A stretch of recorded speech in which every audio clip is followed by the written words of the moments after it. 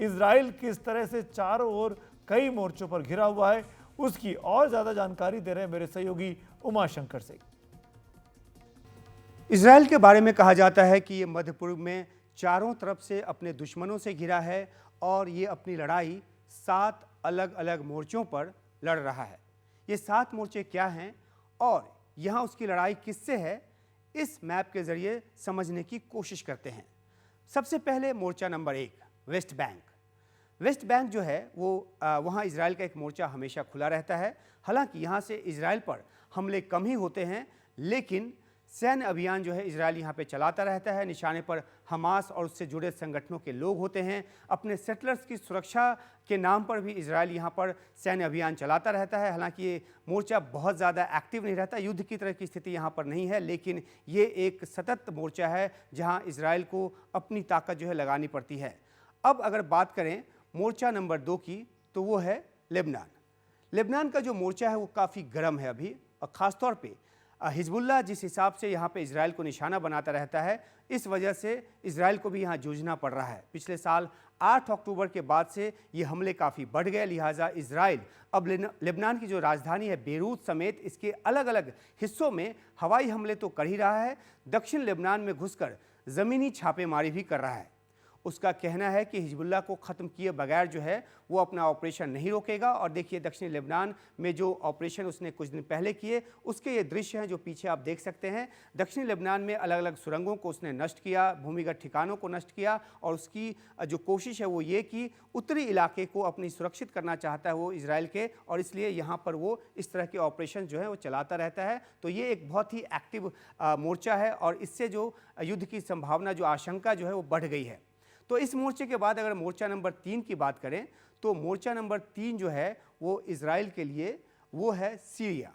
और सीरिया जो है देखिए यहाँ स्थित है, और ये जो है वो लेबनान के लिए एक बहुत ही सिरदर्द वाला जो मोर्चा है वो ये है, क्योंकि ईरान पोषित जो संगठन है उसके खिलाफ इजराइल जो है लड़ाई लड़ता रहता है।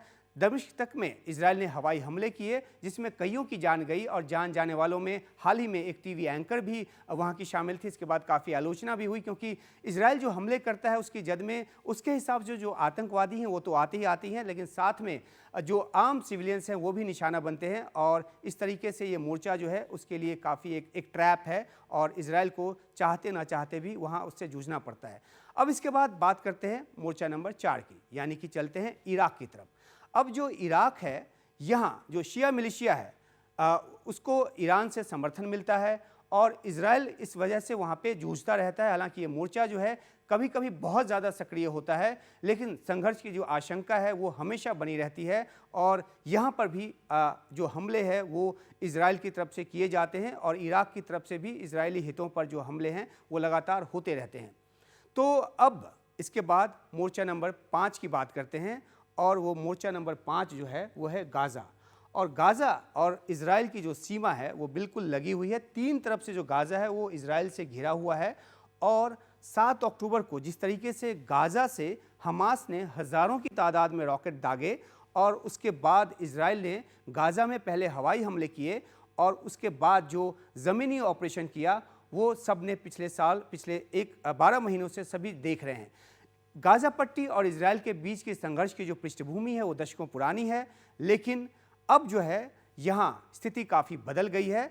7 अक्टूबर 2023 के हमले के बाद जो है यहाँ पूरी ताकत इजराइल को अपनी झोंकनी पड़ी है, और लिहाजा गाज़ा में जान माल की भारी तबाही हुई है। हालांकि हमास अभी भी पूरी तरह से ख़त्म नहीं किया जा सका है, और उसकी तरफ से जो भी ताकत उसकी बची है उसके मुकाबले छिटपुट जो हमले हैं वो इजराइल पर होता रहता है, और इजराइल अभी भी पूरी ताकत से बमबारी जो है वो गाज़ा में कर रहा है।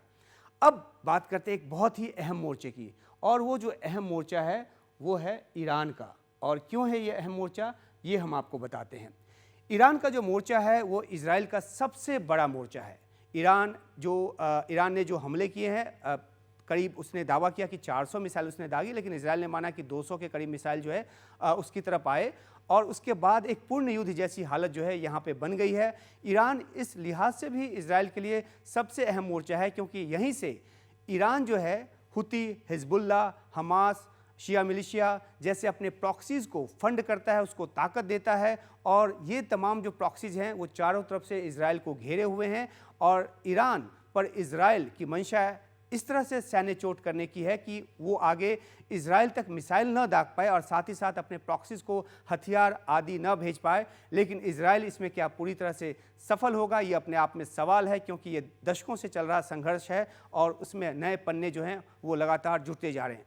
अब सातवें और आखिरी मोर्चे की बात करते हैं, वो है यमन।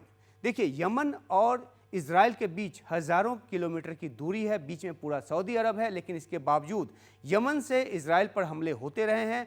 हुती जो विद्रोही हैं उनकी तरफ से ड्रोन तक भेज दिए गए तेल अवीव में हमले के लिए और एवज में इजराइल की तरफ से भी यमन पे हमला किया गया है। इजराइल की कोशिश यमन के उन ठिकानों को नष्ट करने की, खासतौर पे बंदरगाह जैसे ठिकानों की, जहां से उसको लगता है कि यमन के हुती विद्रोहियों को ईरान की तरफ से हथियार मिलता है और वो उनकी ताकत को ख़त्म करना चाहता है। और यमन से जो हुती विद्रोही हैं वो न सिर्फ इजराइल पर हमले करते हैं बल्कि हमास के समर्थन में और गाज़ा में सीज़ फायर की मांग के साथ उन्होंने लाल सागर हो या फिर फारस की खाड़ी हो या फिर ओमान की जो खाड़ी है वहाँ तक उन्होंने ड्रोन हमले शुरू किए उन जहाज़ों पर जो इन इलाकों से गुजरते हैं और इसकी वजह से जहाज़ों का आना जाना जो है वो बाधित हुआ। अर्थव्यवस्था पर, दुनिया की अर्थव्यवस्था पर बुरा असर पड़ा और जो ये जो पूरा रूट है उसको बदलने को भी कई जहाज़ की कंपनियां जो हैं वो मजबूर हुई। तो यमन जो है वहाँ पे जो हुती विद्रोही हैं उन्होंने भी अपनी पूरी ताकत इजराइल के खिलाफ झोंकी हुई है। तो ये पूरे जो है 7 मोर्चे वो इजराइल को घेरे हुए हैं और एक तरह से आप कह सकते हैं कि ये पूरा जो मध्य पूर्व का जो संघर्ष की जो ये बिसात है वो ये है जो हमने आपको ग्राफिक्स के जरिए समझाने की कोशिश की। और इजराइल को इन 7 मोर्चों पे लड़ना पड़ रहा है। उसकी लड़ाई में अमेरिका जैसा देश साथ है, इसकी वजह से उसे एक ताकत मिलती है। लेकिन देखना है कि क्या आखिरकार नतीजा क्या होता है। संघर्ष दशकों से चल रहा है और दशकों तक चलता रहेगा, ये बात तो तय है।